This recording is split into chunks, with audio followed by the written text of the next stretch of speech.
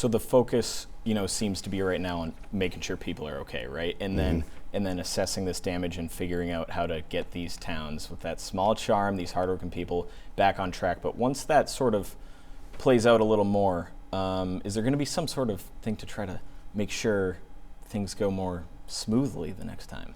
I think what we should do is make certain that the federal agencies are focused on their mandate. In this case, FEMA should be focused on disaster relief, not housing illegal migrants.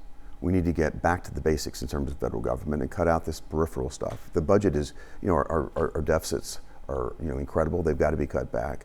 The debt that falls upon our children and grandchildren's shoulders, we're at $35 trillion and counting right now.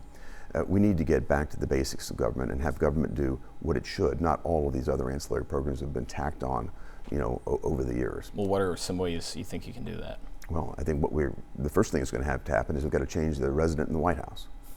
And Kamala Harris is certainly not going to change any of this. So the first and foremost issue is going to happen November the 5th. I have, even greater confidence now that President Trump will win. He's going to be very focused on getting our economy back in shape. If you think about it, when he was in office, the U.S. economy was growing at twice the rate of any other major economy in the world, at least any other free economy. I don't trust Chinese numbers.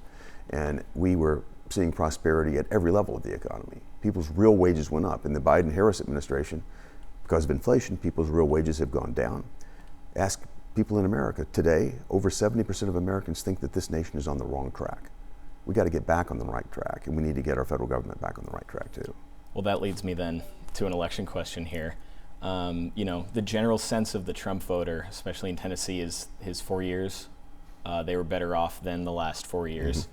But say what you want about polls, they're close. It's a tight race. If the Harris ticket wins, how will you sort of move and try to work with them and work across the aisle to improve the lives of? I think there's a good likelihood that we will win the United States Senate, that Republicans will be in control of the United States Senate, which means we'll be in control of the appointments process. We can immediately push back on some of these radical appointees that the Biden administration has put into office. I mean, they put enviro-terrorists into the administration because they were able to secure enough Democrat votes. If you think about it, every Democrat voted against me. I tried to stop using illegal aliens to actually allocate electoral votes in congressional districts.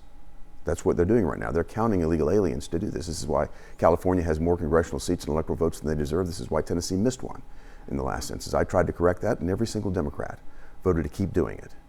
So I guess we will until we can get control back of the Senate. So these are things that if we take control of the Senate, no matter who wins the White House, we'll be pushing back on very, very hard. The appointments process and looking for opportunities to stop some of these radical policies that have been undertaken by a White House and a Senate under the control of the Democrat Party. And you talk about these, extra policies that branch off. You keep saying it comes down to a lot of people: groceries, gas, their heat bill, their electric bill. What have you been doing? What's in the works on that end to try to just make things a little more affordable? The most important thing that we can do, and it will happen immediately if we change the White House, is to get back into the energy business. If you think about what Joe Biden did coming into office, he and Kamala Harris immediately went to war with the fossil fuel industry here in America. That was a great source of competitive advantage for us. What's that going to do? Immediately it sends up energy prices. Everything that we buy here in America has got to be transported. People need energy at their home. That has an inherently inflationary impact on Americans. We need to get back full bore into the energy discovery and production business. Joe Biden took all federal lands off the map for exploration. That's a quarter of our capacity here in America. We'll get back in the energy business. And by doing what Joe Biden did, what Kamala Harris did, they enriched, think about it, the Iranians and the Russians, the two biggest beneficiaries of the policy here in America to take out the domestic energy industry, have been to the greatest sponsor of terror in the world, that's Iran, and to Russia, who used those funds to wage war on Ukraine. It's such a backwards policy, and it'll have global ramifications if we get this fixed. So that will be a day one policy, is to get us back into the energy business. And then to come back and take a look at all of this regulatory overhang and this wasteful spending on infrastructure, this Green New Deal promise that they put trillions of dollars into. They're competing for private dollars as they do this. If you look at the growth in the economy of employment, the biggest growth is in government and government-related jobs. We need to get back to a private sector that's about competitiveness and free enterprise. That's what will happen if we take the White House and take the Senate. How involved are you in everything going on with TikTok these days? not involved. No. So we talked to Senator Blackburn about it. We got a statement from her saying, she doesn't trust big tech and the social media in general. TikTok alleges that they are investing in safe information, or however they put it.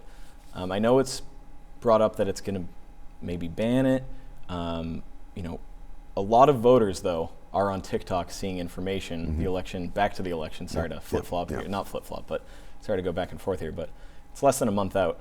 What's sort of your message there of things on social media regarding information? Well, I'll answer it broadly. Okay. And social media can be a great tool, but it also can be a great weapon. And I think there's a tremendous amount of concern that social media needs to be clear. You've heard about AI deep fakes. You could imagine somebody putting Chuck Schumer on the air saying exactly the opposite of what he might say, and it would look very believable. President Trump talked with Elon Musk about it. He was sharing with me that he talked with Elon and said, look, could they do that to me? And Elon said, absolutely, and it'd be very, very hard to know that it wasn't you. Saying something that was completely opposite of what you want to do. So I think the public has to be very careful. If they see something, take it with a grain of salt and verify it. Definitely. And China has an influence on it as well. Those foreign influences on things. Well, the way the national security laws of China work, back in 2018, they passed a national security laws that basically allow the Chinese government to access the data and information of any company that's based in China. And so if a company's based there and our American data happens to be on their streaming on their system, the Chinese government cannot have access to it. That's very concerning. And another thing some people are concerned about is foreign funds heading towards, whether it's from China or from the Middle East. Vanderbilt, some public colleges over here as well. Is that something you're concerned about? I think we should always be concerned about foreign governments coming in. These Confucius Institutes, I think, may be one of the types of things that you're referencing. When China comes in and makes contributions, but they're able to put their, quote, students on campus as well and have influence on campus. And when it turns out some of these students are members of their PLA, their army, their intelligence networks, that's something we should be deeply concerned about.